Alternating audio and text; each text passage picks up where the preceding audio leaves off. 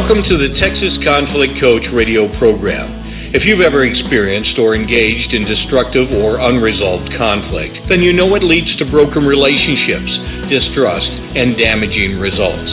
Our program will help you manage and resolve conflict effectively with strategies, valuable resources, and support.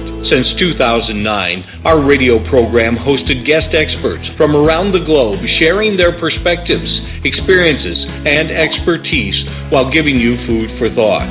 If you can't listen live, then download and listen to any of our 300-plus podcasts in our library at texasconflictcoach.com. So sit back, relax, or join the conversation every Tuesday evening, or tweet us at PeaceXPeace.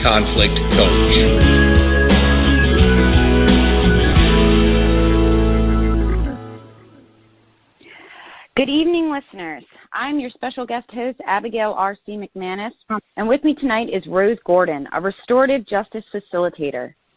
When we hear ideas and opinions that seem radically different than our own, our blood pressure rises and our ability to listen stops. What techniques can we use to increase trust and create the foundation for truly restorative conversation? How might we create an environment that encourages people to listen deeply and speak openly? In tonight's episode, Encouraging Restorative Community Conversations with the Comfort Zone, the Discomfort Zone, and the Alarm Zone in mind, we will explore how to facilitate conversations that will make a difference. Rose Gordon has been facilitating restorative justice for youth for over a decade. She facilitated restorative approaches training in New Mexico and Thailand and views restorative approaches as a way of building peaceful communities and an inoculation against violence. Rose is a program coordinator for Taos County Juvenile Justice Continuum, has been interviewed on Peace Talks Radio, is a member of the International Community of Restorative Researchers, co-hosted the Peace by Peace Western and Muslim Women's Dialogue, and was invited to participate in the East Meets West Restorative Justice Summit in Turkey. We invite you listeners to call in and speak with us at 347-324-3591, engage with us in our chat room at Blog Talk Radio, or tweet us at #ConflictChat. We would love for you to join us in these forums. Welcome to our program, Rose. Hi, thank you for having me, Abigail. Or should I actually say welcome back to our program, because you've been a guest on our show before. Yes, I have. Thank you. I appreciate the opportunity to chat with you tonight. Yes, I've been really looking forward to this conversation that we're about to have tonight. Good, me too. So I wanted to say the title of the program says Restorative Community Conversations. So what is it that you think needs to be restored in the conversation? I think in general that we need to recover our capacity for deep listening and authentic speech, and to recover what I might call a fearless interest or willingness to hear another perspective, and to trust that we can be present and we can communicate spontaneously, and we can perhaps even experience some appreciation and wonder about the person that we're speaking with. Absolutely. I completely agree with that. And when you say authentic speaking, just for listeners who might not be familiar with what that means, can you tell me a little bit more about what authentic speaking is? Sure. To me, authentic speech or authentic speaking is about being honest and vulnerable. So it's about using I statements, and it interestingly involves listening to ourselves as well and tuning in to what we're feeling and experiencing and thinking, and then speaking not just from our mind, but from our mind and our heart, and not crafting our words so carefully as we sometimes do, but really expressing ourselves in a spontaneous and heartfelt manner. I love that, speaking authentically. So we also talked about in the title as well about comfort zone, the discomfort zone, and the alarm zone. Can you give us kind of a brief overview of what each of those are? I know you want to dive deeper into them later on, but just kind of a brief overview. Sure. The comfort zone is where we usually hang out. So we usually spend time where we're with like-minded people in a familiar environment. And we often spend time with people that we assume think the same way and share the same experiences. So that's our comfort zone, and there's nothing wrong with that. We need that. That's a foundation for everything else. Then the discomfort zone, that's the place really where we learn. It's a place where we expand our perspective of the world because we're receiving new information. We are receiving another perspective, perhaps. So that's where an aha moment can happen, and it's really the place where transformation and growth are most possible. And then the alarm zone, well, in the alarm zone, we're scared. We feel our identity or our ideas are being threatened, and usually we run back as fast as we can to the comfort zone. And we shut down a little, we stop listening perhaps, and that really inhibits conversation for sure. And it inhibits the possibility for transformation and receiving a new idea. So just to recap, so the comfort zone is more just like where we hang out on a regular basis. We're usually always kind of looking for our comfort zone or feeling in our comfort zone.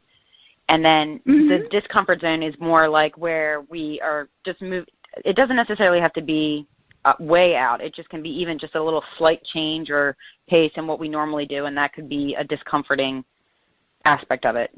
And that's where you kind of learn to grow, and that's where the transformations occur. And then the alarm zone is kind of where we that's what, I'm sorry? I said that's what I've noticed. You're correct about the discomfort zone, yeah. Definitely makes sense. And then the alarm zone you're saying is kind of much new, but it's a processing counter. And we try to run back to the comfort zone as soon as we get into the alarm zone. Yeah.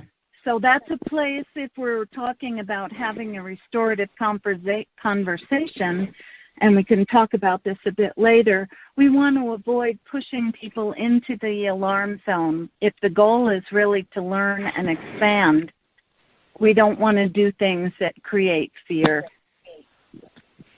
And I mean, that all makes sense, and it's so funny. It's funny when on our planning call when you broke all this down. It makes so much sense because you can kind of sense that, and even since our conversation, I've thought about that a lot too. Like, okay, I'm in a comfort zone right now, and then when I move just a little bit out of it, I'm like, okay, I'm getting a little discomforted, and then I can sense when there's an alarm zone popping up, and then I've noticed like I run right back to the comfort zone. It's very interesting if you take kind of some time to sit and think about it, how often that happens in your day-to-day life. So I just want to take a quick second to remind our listeners that you're listening to the Texas Conflict Coach, a Blog Talk Radio program. We invite you all to follow us on Blog Talk Radio, and I'm speaking right now with Rose Gordon. So we had just got done mentioning the comfort zone, the discomfort zone, and the alarm zone. So why do these zones matter, and what techniques and strategies can we have to navigate through these zones? Good question. So they matter because they affect the possibility of our growth, and they can either foster an environment where we can expand from where we usually hang out, or they can block it. Each of those zones contributes to the comfort zone is kind of a foundation. It's a launching place. And if we have enough of that, then we can move and tolerate a bit of discomfort. And if we have too much discomfort, then there's that chance of running right into the alarm zone. So they matter because it's how we relate to one another and how we grow and develop in our lives. There's a very simple techniques, really, in terms of the comfort zone. We can address that physically as well as in other ways. So we can make sure there's simple things like the correct amount of space between chairs if people are in a circle so that they have some personal space that doesn't feel invaded. We create a safe container then that's a foundation for them to make, to have a conversation that feels positive. So we can create guidelines for the conversation that people participate in. like one person will speak at a time, or using the talking piece. Just simple things that help create a container that's a foundation for trust. And then also sharing the same information at the same time in front of everyone, so that nobody feels that some people have been party to information that others haven't. To navigate through the discomfort zone, I often remind people early on, I acknowledge that these kinds of conversations, vulnerable, honest conversations, are already a little bit disquieting. There's already a little bit of discomfort, and that's normal. Mm-hmm. We can take a breath. We can take a deep breath, because we're liable to hear things that don't match our perspective. And the beautiful thing is, we don't have to agree on it. We're just talking about receiving the information. So I often remind people, if you hear something that's really disturbing, just inhale and exhale. There's no pressure to agree or to argue with what we're hearing. We can relax a bit. To navigate the alarm. Real quick, have you noticed in just your day-to-day, you were talking about the personal space, correct? Having good personal space can bring a level of comfort to somebody. Have you recognized that if you allow people to have that personal space, that they will be more likely to open up and have the conversation? Definitely.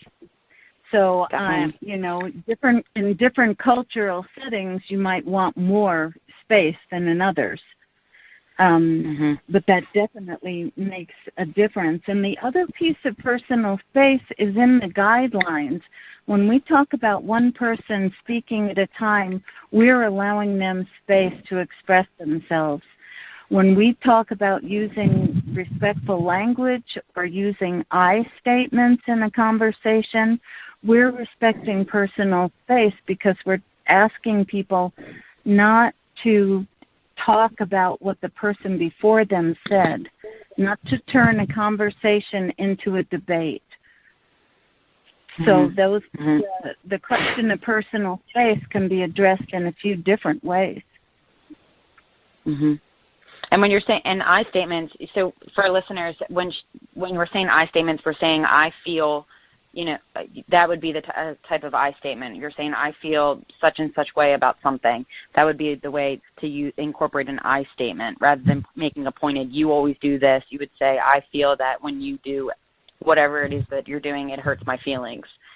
And it's so funny that you bring up the vulnerable and the honesty, because in this day and age, especially with how things are so heightened with politics right now, being able to understand that, there's going to be a level of discomfort where we all don't get along, but being able to listen and, like you said, take some deep breaths and just acknowledge the fact that you might not get along with everybody or believe the same thing as everyone else in the group, even that will cause you a bit of discomfort, but it's okay. Yeah, I think it is okay. And the other thing I would add is to bring some curiosity to the situation. So if we're curious about someone else's point of view or their feelings or their perspectives, we're less likely to get afraid and reactive, and we're less likely to feel that we have to defend our point of view. We can listen to them with a little more of an open heart, even if it's uncomfortable. I like that. I think that's an excellent way to be just in regular life. Like I said, just because we run into people that disagree with us on so many things on every day. So being able to be curious and get to know the other person's perspective. If so many people took the time to do that, I think a lot of people would get maybe not completely change their mind, but they might gain a different perspective that they didn't know existed. Yeah, I don't think, for me, the purpose of a restorative conversation isn't to change somebody's mind, because when we do that, we're introducing a pressure and almost a kind of violence. If we're really talking about restorative conversations, we don't need to change anybody's mind. I'm mostly encouraging people to receive each other kind of the way dry earth receives rain, which is a big deal here in the Southwest where I live. And when the earth is dry and it rains, the earth softens and it comes back to life and things start to bloom. And if we can listen to people with a little bit more ease and a little less fear, receiving them like rain, you know, who knows what will bloom in us. And certainly we can soften it in how we respond to them. It does not mean that we have to agree with what they're saying, but we can walk away with maybe something new to consider and remembering that this person's a human being. So I'm talking about a situation where people are willing to be this way. I'm not talking about a full-blown conflict, because people are in the alarm zone then. They are not listening. I'm not suggesting you do this during a conflict at a protest march or anything. We do this with people who are willing to take the risk and willing to be vulnerable and honest. I love the analogy of the rain and receiving the rain. That just is an awesome analogy to have. And when you say to touch on something else that you said alarm zones and, you know, having a conversation with someone that's willing to talk. Is there a way that you can tell when someone's willing to talk and open to kind of moving forward and having a discussion that might not be in everyone's comfort zone? But I'm just curious. Yeah, I think we invite them, right?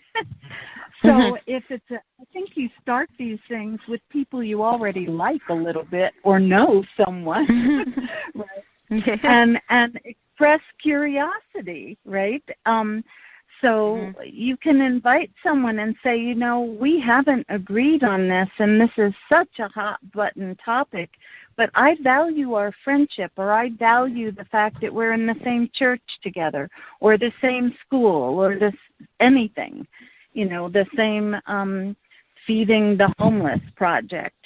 And because I value our relationship, I'm really curious about what it is that we feel that puts us in such polarized positions. And someone will say yes or no, you know, and we ask someone if they're willing on a one-to-one basis. And in terms of a circle conversation, again, it would be an invitation. We want to address this question, and are you interested in participating? And I think you can tell a lot in body language, too. Someone crosses their arms tightly in front of their chest and moves away from you. They're not ready to talk, and we need to respect that. And so I would imagine that would be something that would maybe trigger the alarm zone. You would notice that maybe once the person closes off and folds their arms, that might be a sign that things are not going the way that they should, and maybe people would start retreating back to the comfort zone. Well, it would let us know that we've hit a hot spot, a little too hot, and that's when I would invite people to take a break. You know, would if we seem to have hit a hot spot here, maybe it's time to take a break and go have some water or move around, or it depends on the situation, but we can coax people back out. But mostly I prefer to not set off the alarm buttons in the first place. Use respectful language. Don't attack what someone has just said, but stay with myself and express what's true for me.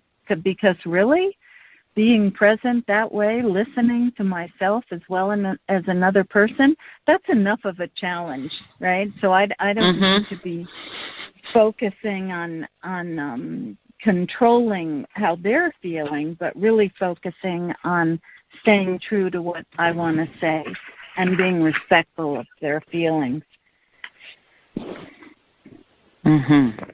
Absolutely. And I think, you know, like you said, using language, avoid saying things, or, you know, just staying focused on yourself. Like you said, it's a very hard task in general, kind of being mindful of what you're saying. And because once we get heated in conflict, things can escalate pretty quickly, or, we'll say things we don't necessarily mean in the heat of anger. So being very mindful of ourselves is very important, I think, in conflict as well. Absolutely, Abigail. And I think part of this really, it depends a lot on the intention of the conversation.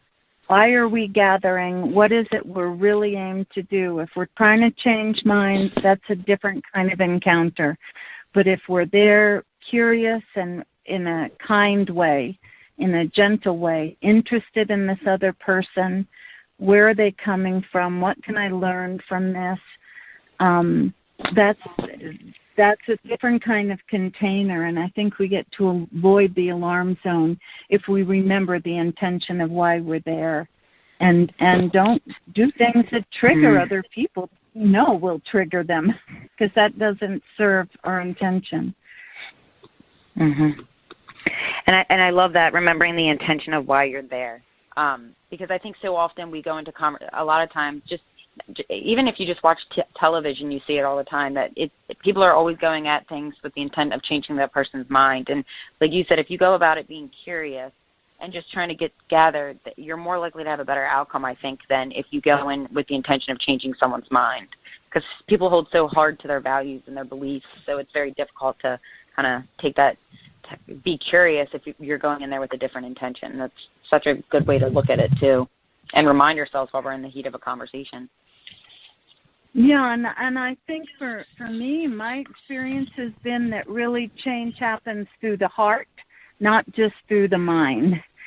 So when we're softening and the atmosphere is soft because people are really listening and they're being vulnerable and they're being honest, there's a different atmosphere, and that allows people's hearts to open a little bit. And we start with gentle questions. We don't go straight for conflict at all. So you might start with questions like, what's the best thing that happened to you this week? And everybody answers that. Or what do you like about our community? And everyone answers that.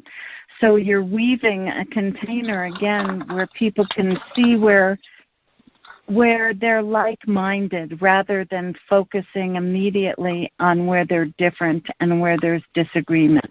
That's a hard place to start. And I think we often forget to look for the like-mindedness in one another too. There's a lot of times in conversations it goes right to the differences sometimes, and I think focusing on the thing where you are in agreement can also help help with the conversations and allow people to kind of see where they can have similarities before they can open up. Just what you just said.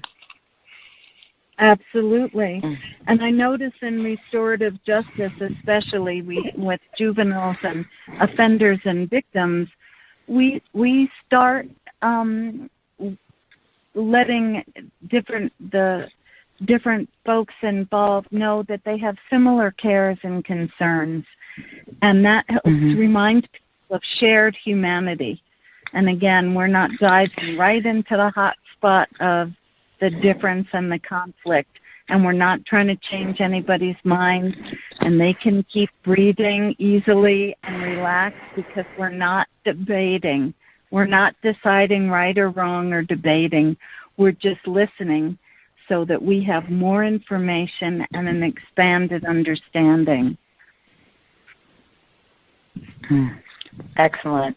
Well, Rose, we are getting ready. We are reaching the end of our program, and our listeners are familiar with the three-part closing.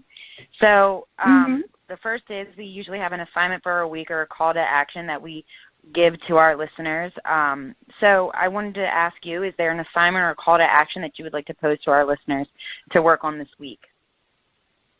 Well, I'd invite people to see if they can identify and write down 3 things that matter to them in a conversation, or what makes a conversation feel alive and positive for them.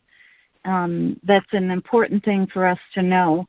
And then maybe to identify 3 things that happened during the week that put them into the alarm zone.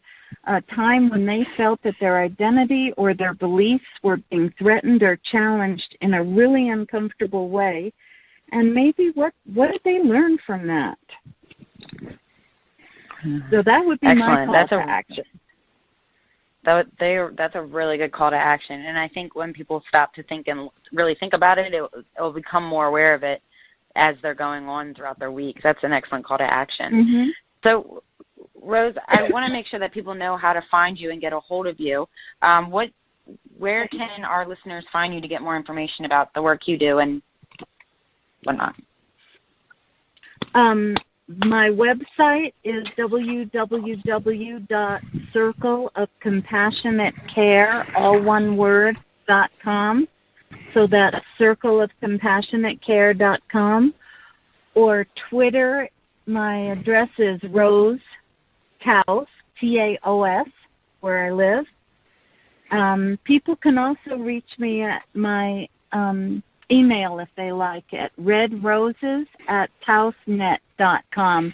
And be sure to put something in the subject so I know you're not a scam or spam. And for Twitter, I just want to make sure you said it's TAOS, so Rose at TAOS, correct? Yes. No, it's Rose Taos is one word. Mm-hmm. All one word, but it's TAOS. I just want to make sure that's the listener. Yes, TAOS. Okay. Well, Rose, it has been great to speak with you tonight, and I want to give you the final message to leave with our listeners. Okay, thank you. My message would be that I know that we can trust ourselves to communicate more deeply and more richly when both our hearts and our minds are engaged. And that this kind of conversation, a restorative conversation, takes practice. So practice with people you trust first, and then broaden your conversation. And contact me and tell me how it goes. Excellent. Well, thank you so much, Rose. It's been a pleasure talking with you. Thank you, Abigail. Pleasure talking with you as well. I hope you have a lovely evening. Thank you for listening to the Texas Conflict Coach. We hope you've enjoyed the program. You can find over 300 podcasts archived to listen at your own convenience at texasconflictcoach.com or download the podcast at iTunes or Stitcher Radio. To learn about upcoming radio programs and resources, sign up for our monthly e-newsletter.